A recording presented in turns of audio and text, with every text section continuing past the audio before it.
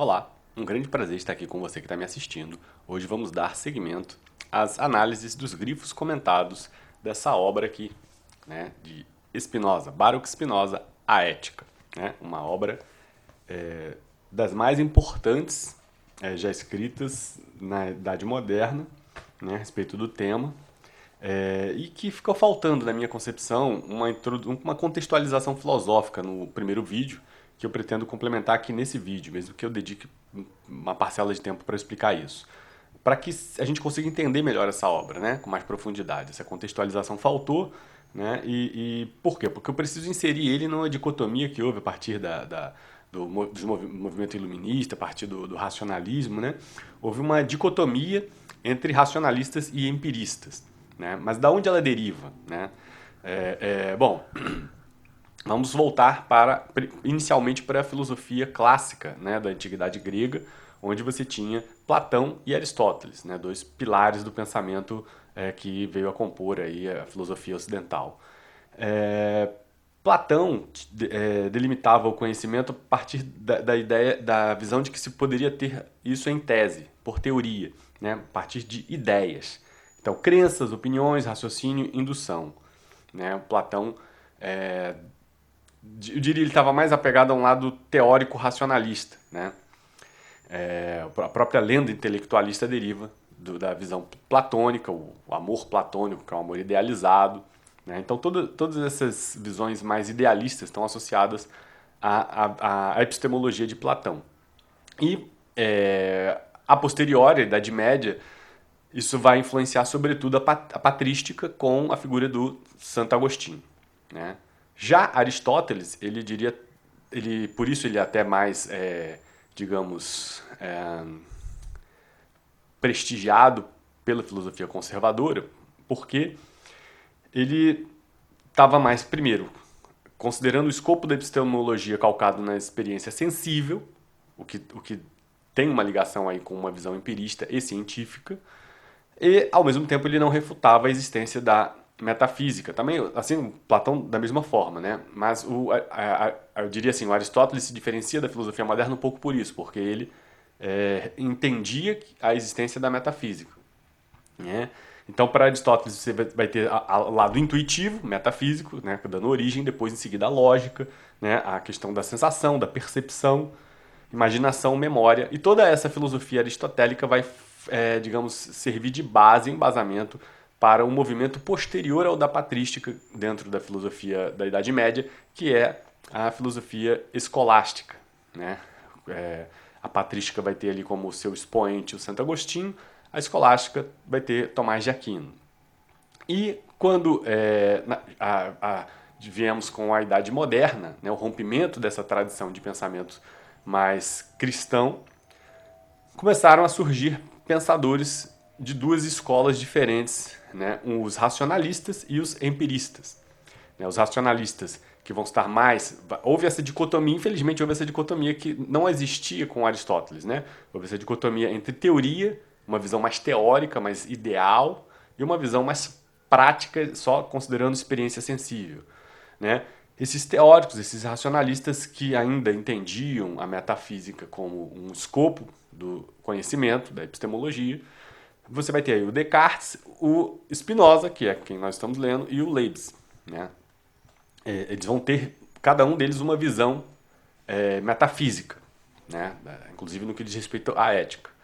Já os empiristas vão tender a desprezar o lado metafísico, achar que a metafísica já não está mais satisfazendo as demandas, já que o lado empirista, teoricamente divorciado da metafísica, estaria produzindo resultados científicos mais certos, né? Menos controversos.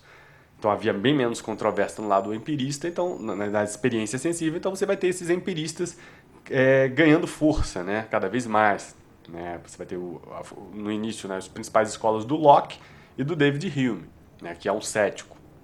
E apesar de não ser propriamente considerado um empirista, mas pode ser entendido como um dos principais, apesar de ele não ser considerado, que é o Kant, né, que escreveu aí a crítica da razão pura, que não deixa de ser uma forma de revogar em definitiva a influência da metafísica, a visão metafísica sobre a ciência, né? Sobre a epistemologia, a possibilidade de conhecimento humano, vamos botar assim.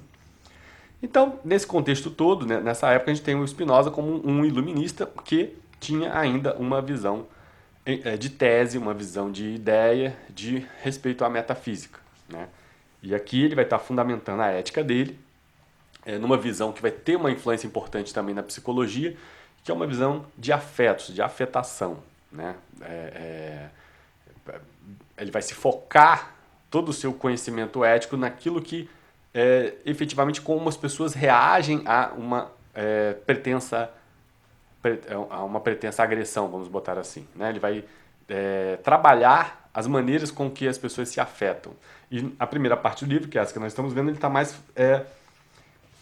trabalhando ainda um conceito de ligação do todo com o divino, né? Vamos ler aqui uma parte que ele está falando, né? Com efeito disso, se segue em primeiro, né? Primeiro ele fala, será suficiente aqui que eu tome como fundamento aquilo que deve ser reconhecido por todos, a saber que todos os homens nascem ignorantes das causas das coisas e que todos tendem a buscar o que lhes é útil, estando conscientes disso, né? Então, com efeito disso, se segue em primeiro lugar que, por estarem conscientes de suas volições, ou seja, de suas vontades e de seus apetites, os homens que se creem livres, mas nem em sonho pensam nas causas que os dispõem a ter essas vontades e esses apetites, porque as ignoram. Segue-se, em segundo lugar, que os homens agem em tudo em função de um fim, quer dizer, em função da coisa útil a que pertencem.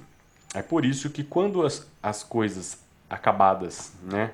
É por isso que quanto às coisas acabadas, eles buscam sempre saber apenas as causas finais, satisfazendo-se por não terem qualquer outro motivo para duvidar em saber delas por ouvir dizer. Se, entretanto, não puderem saber dessas causas por ouvirem de outrem, só lhes resta o recurso de se voltarem para si mesmos e refletirem sobre os fins que habitualmente os determinam a fazer coisas similares, e assim necessariamente acabam por julgar a inclinação alheia pela sua própria. Como além disso encontram, tanto em si mesmos quanto fora de si, não poucos meios que contribuem para a consecução do que lhes é útil, como, por exemplo, os olhos para ver, os dentes para mastigar, os vegetais, os animais para alimentar-se, o sol para iluminar, o mar para fornecer-lhes peixe. Eles são, assim, levados a considerar todas as coisas naturais como se fossem meios para sua própria utilidade. E por saberem que simplesmente encontraram esses meios e que não foram eles que assim os dispuseram, encontram razão para crer que deve existir alguém que dispôs esses meios para que eles os utilizassem. Bom, claramente aqui uma visão do Spinoza crítica ao que diz respeito a uma ortodoxia cristã à sua época, né? Talvez até hoje em dia ainda haja essa visão, né? De o homem ter uma relação especial com Deus e todas as coisas do mundo, todos os componentes da criação serem direcionados a ele, né?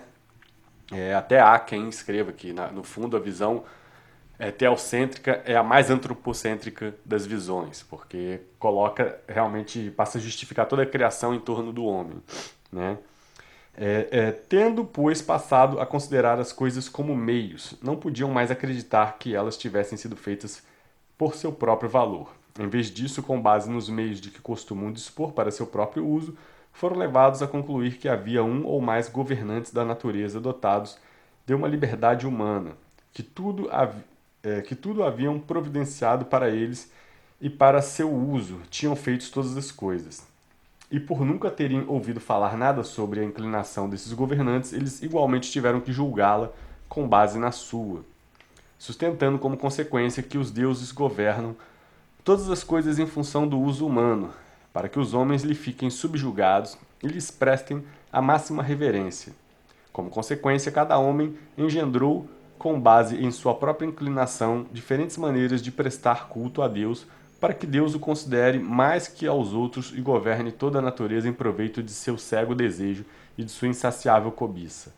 Esse preconceito transformou-se assim em superstição e criou profundas raízes em suas mentes, fazendo com que cada um dedicasse o máximo de esforço para compreender e explicar as causas finais de todas as coisas. Mas ao tentar demonstrar que a natureza nada faz em vão, isto é, não faz nada que não seja para o proveito humano, eles parecem ter demonstrado apenas que, tal como os homens, a natureza e os deuses também deliram. Peço-lhes que observem a que ponto se chegou. Ao lado de tantas coisas agradáveis da natureza, devem ter encontrado não poucas que são desagradáveis, como as tempestades, os terremotos, as doenças. Argumentaram por isso que essas coisas ocorriam por causa da cólera dos deuses diante das ofensas que lhes tinham sido feitas pelos homens ou diante das faltas cometidas pelos cultos divinos. E embora cotidianamente a experiência contrariasse isso e mostrasse com infinitos exemplos que as coisas cômodas e as incômodas ocorrem igualmente sem nenhuma distinção, aos piedosos e aos ímpios, né? Nem por isso abandonaram o inveterado preconceito. Foi-lhes mais fácil, com efeito, colocar essas ocorrências na conta das coisas que desconheciam e cuja utilidade ignoravam. Continuam assim em seu estado presente e inato de ignorância do que destruir toda essa sua fabricação de pensar em algo novo. Deram por isso como certo que os juízos dos deuses superavam em muita compreensão humana. Essa razão teria sido sozinha realmente suficiente para que a verdade ficasse sempre oculta ao gênero humano, se a matemática, que se ocupa não de fins, mas apenas de essência das figuras e de suas propriedades, não tivesse mostrado aos homens outra norma de verdade. Seria possível assinalar, além da matemática, ainda outras razões, seria supérfluo enumerá-las aqui, que podem ter levado os homens a tomarem consciência desses preconceitos comuns, conduzindo-os ao verdadeiro conhecimento das coisas. Bom, pois bem, aqui é um bom entendimento de por que Baruch Spinoza foi bastante perseguido ao seu tempo pela igreja, né? Ele traz uma contestação a essa visão que é teocêntrica, da onde se deriva uma visão antropocêntrica. Na visão dele, aqui a matemática, os conhecimentos que vinham crescendo em sua época, serviram para demonstrar, inclusive argumentar no sentido de que, por exemplo, as catástrofes, os terremotos aconteciam tanto para os ímpios quanto para as pessoas pretensamente fiéis a Deus, enfim. E agora, de certa forma, isso, pelo menos na minha visão, não consegue refutar por completo, porque há a própria ortodoxia cristã que diz respeito a os justos pagarem pelos pecadores, né? Uma visão dentro de uma filosofia teológica é uma visão de todo, né? O todo de uma espécie paga, né? Independente de você ter sido fiel ou não. O que há efetivamente na minha visão, pelo menos pessoal, eu acho que há isso que se aplica aos humanos se aplica a qualquer espécie de vida, no sentido de haver um equilíbrio, né? O equilíbrio entre espécies. O juízo de valores que a gente tece, bom ou mal, de fato, pode ser pensado. Acho que há uma visão limitada por parte do ser humano. Eu, nesse sentido, tenho uma inclinação maior à filosofia oriental, bem antiga, que tira essa visão mais antropocêntrica. Mas, ainda assim, é muito interessante toda essa discussão à sua época, né? Aqui ele continua. Além disso, essa doutrina suprime a perfeição de Deus, pois se ele age em função de um fim, é porque necessariamente apetece algo que lhe falta. E embora os teólogos e os metafísicos distingam entre o fim de falta para preencher uma falta própria e o fim de assimilação para satisfazer uma necessidade alheia, eles reconhecidamente afirmam, entretanto, que Deus fez todas as coisas em função de si mesmo e não em função das coisas a serem criadas, pois, além de Deus, não pode assinalar nenhuma outra coisa em função da qual, antes do ato da criação, ele tivesse agido. Então, sempre aquela questão, né? Aquela questão suscitada contra as visões metafísicas cristãs no que diz respeito à bondade de Deus, né? Se existem fatos muito ruins, se Deus não tem controle, então ele não é onipotente, né? Onipresente, onisciente. Ou então ele é onisciente, mas aí ele é mau. Só que, veja, na minha visão, é um entendimento de que um pai só pode te fazer coisas boas, agradáveis e prazerosas, né? Senão ele não é um bom pai. Acho que qualquer pessoa que é pai sabe que muitas vezes tem que, sim, Você fortifica o filho quando você traz problemas, desafios. É claro que, e aí é possível, né, se fazer uma nova contestação e dizer, poxa, mas existem pessoas que já nascem com problemas muito sérios, né? E aí entra uma contra-argumentação não cristã, mas uma contra-argumentação espírita no sentido de que, de repente essa pessoa teve uma dívida de vidas passadas, enfim. Entra-se toda uma discussão metafísica de grande profundidade, difícil de ser compreendida, qualquer que seja pro lado que você vá, não é fácil, não é simples, né? Aqui, o Spinoza está contestando essa visão de perfeição divina. Se Deus é perfeito, então não poderia haver todos esses males no mundo, né? E mais uma vez eu volto a dizer que para mim a filosofia que me parece mais perfeita é a visão de tudo, de taoísmo, das que eu conheço até agora. São as melhores visões, a melhor cosmovisão que tem, porque tira essa visão do que é bom ou mal para o homem, né? Tira um pouco essa visão e torna, acho que se aproxima mais do que seria uma visão de Deus, de todo, né? Indiferente às nossas vontades, aos nossos caprichos, aos nossos desejos, enfim. E aqui ele continua, né?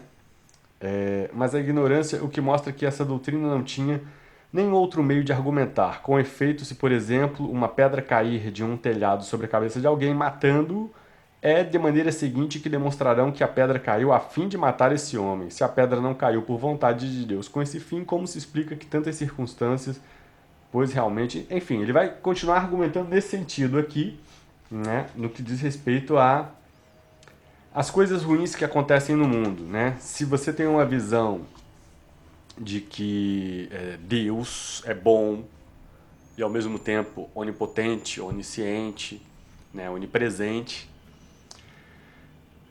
naturalmente coisas ruins não poderiam acontecer, né? Essa é a argumentação aqui. E veja, quando você diz Deus é bom, você já associa a visão de bom a bom para o ser humano, né? Uma visão antropocêntrica, né? O que é aí que eu acho que está a falha, né? Na verdade, porque talvez a gente possa até dizer assim, é bom para o ser humano que passe por dificuldades, né? Há um equilíbrio, é isso que eu quero dizer. Quanto maior a dificuldade que você passar na vida, mais você tende a se tornar um ser humano mais forte, mais maduro, mais equilibrado. Então, nesse sentido, entender o sofrimento como um mal necessário para nos evoluir, talvez seja essa falta que alguns iluministas também não tiveram à sua época, de entender dessa forma, né? Só dando aí uma outra ponderada para o outro lado, né? E como aqueles que não compreendem a natureza das coisas nada afirmam sobre elas, mas apenas as imaginam, confundindo a imaginação com o intelecto, eles creem firmemente que existe uma ordenação nas coisas, ignorando tanto a natureza das coisas quanto a sua própria. Sim, aqui que eu acho perigoso, né? Quando você começa a filosofar no sentido de dizer, se Deus não é bom como eu espero que seja, logo Deus não existe. Se Deus não existe, tudo é caos, é caótico, tudo acontece aleatoriamente. E aí você começa a entrar para um caminho que eu considero filosoficamente raso, porque se você começar a refletir de forma mais profunda, você vai ver que mesmo o caos, por trás dele, paira alguma espécie estranha de equilíbrio e ordenação. É estranho, né? É só isso que eu pondero aqui. Não é tão caótico, o universo não é tão caótico quanto aparenta ser. E aqui ele continua, né? Se todas as coisas se seguiram da perfeitíssima natureza de Deus, de onde provém, então tantas imperfeições na natureza, tais como a deteriorização das coisas, ao ponto de se tornarem mal cheirosas, a feiura que causa repugnância, a confusão, o mal, o pecado, etc. Né? Como explicar essas coisas? Bom, é interessante isso, veja como eu falo da questão do equilíbrio. Né? Coisas mal cheirosas, putrefatas, né? São mal cheirosas e apodrecidas para nós, mas para outros seres aquilo é a perfeição. É a hora em que aquilo tem alguma utilidade, né? E é isso que eu falo do equilíbrio, né? Enquanto que para nós coisas cheirosas são muito boas, aproveitáveis e para outros seres aquilo é péssimo, está apodrecido. Né? Um exemplo aqui, a relação que o homem estabelece com os vegetais no que diz respeito à respiração. Né? Mostra bem isso. Para nós, o oxigênio é vital, maravilhoso, e nós jogamos fora o gás carbônico. No entanto, para as plantas, o oxigênio não tem valor nenhum e é o gás carbônico, que nós tanto desprezamos e que até nos mata se for em alta concentração, para as plantas é excelente. Né? Então, é por isso que eu digo que essa questão de bem e mal, isso é bom, é mal, isso é muito é uma visão pequena quando você coloca só o homem no centro. Na verdade, pelo menos no meu entendimento, na minha cosmovisão, bom e mal diz respeito ao todo, ao tal. Né? É um equilíbrio em que o homem é só uma dessas peças, né, do equilíbrio. Então vamos finalmente aqui para a segunda parte. Veja que legal, né? Passamos a parte que era mais enfadonha, que menciona o tempo todo essa discussão teológica de Deus. E agora vamos começar finalmente com uma parte mais interessante. Então, a visão metafísica de Spinoza está sempre muito calcada na ideia de substância, né? Diferente da visão metafísica do Leibniz e do Descartes. Né? Ele põe aqui que a essência do homem não pertence ao ser da substância. Então, corpos se distinguem entre si pelo movimento e pelo repouso, pela velocidade, pela lentidão, mas não pela substância. Né? Então, ele tem uma visão de que existe uma substância única para tudo, né? Que vai mudar em outras propriedades, né? Em velocidade, em lentidão, em movimento, em repouso.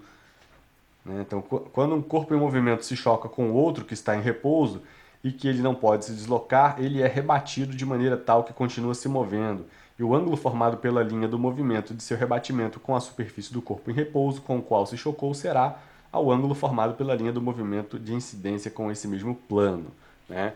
Aquela visão da bolinha de tênis batendo na quadra. Né? O ângulo que ela chegou é o ângulo com que ela sai. Né? Tendo, claro, um pequeno decaimento dependendo do tipo de compensado. Agora, é muito curioso você perceber que dentro dessa visão epistemológica e filosófica do começo aí, da era moderna, há uma confluência de muitos segmentos que hoje nós entendemos separados, né?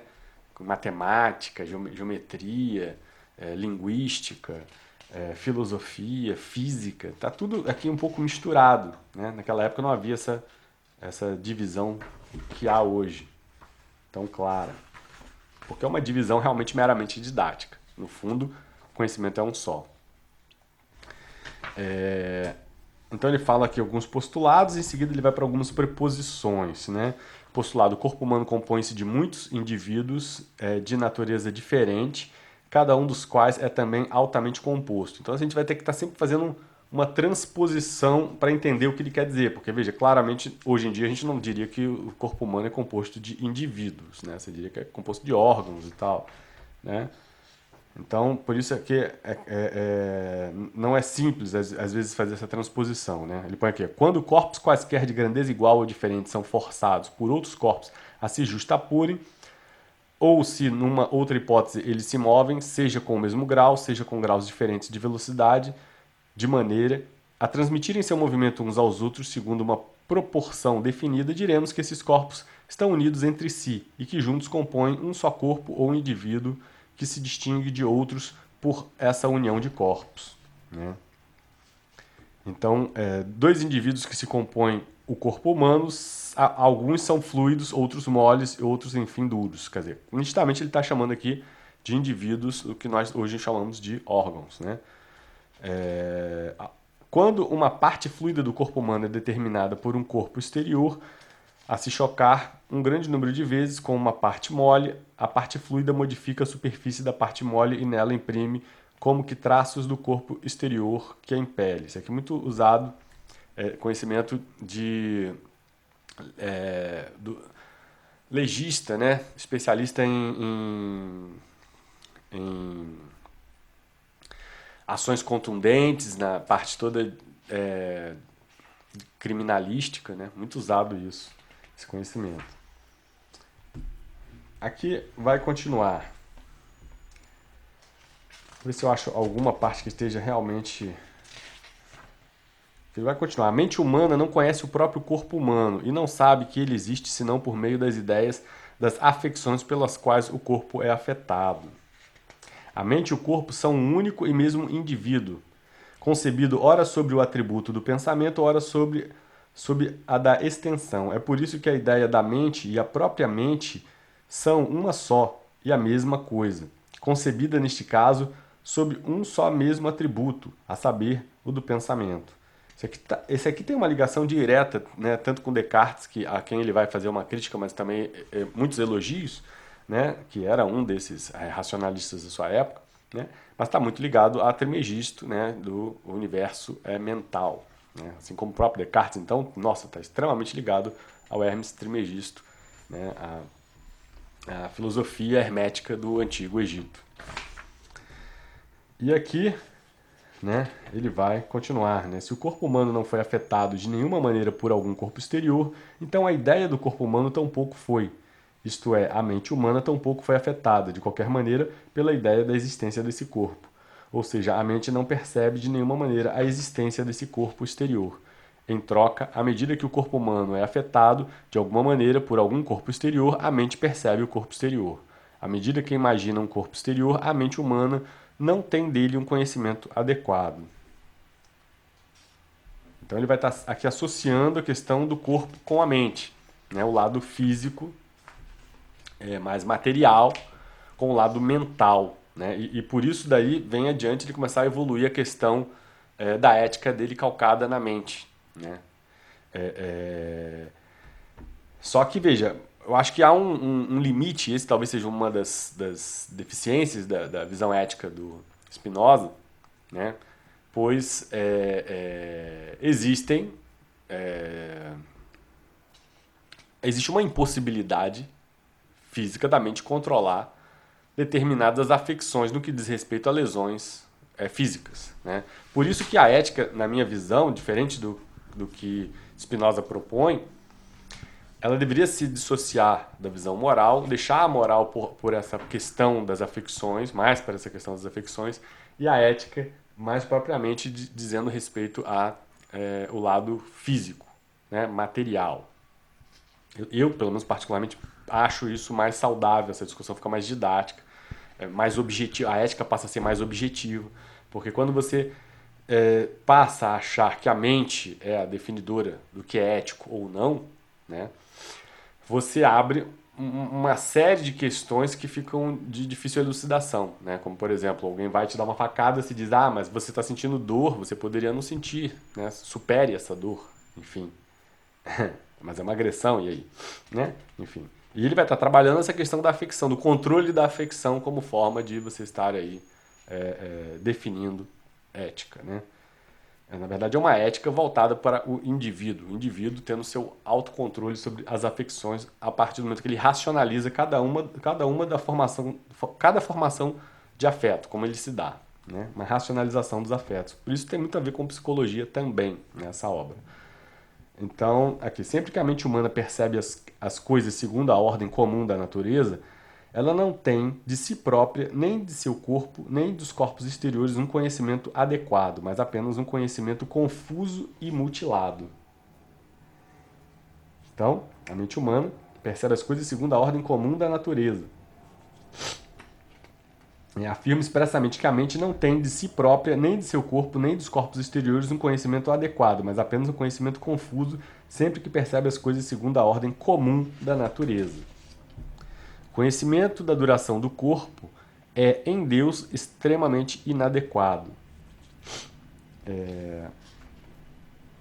Então, aquela ideia, né, de que nós nascemos afetados, né, com a mente com mau conhecimento do corpo, que só a partir de um estudo filosófico você pode evoluir essa forma de afetação. Né?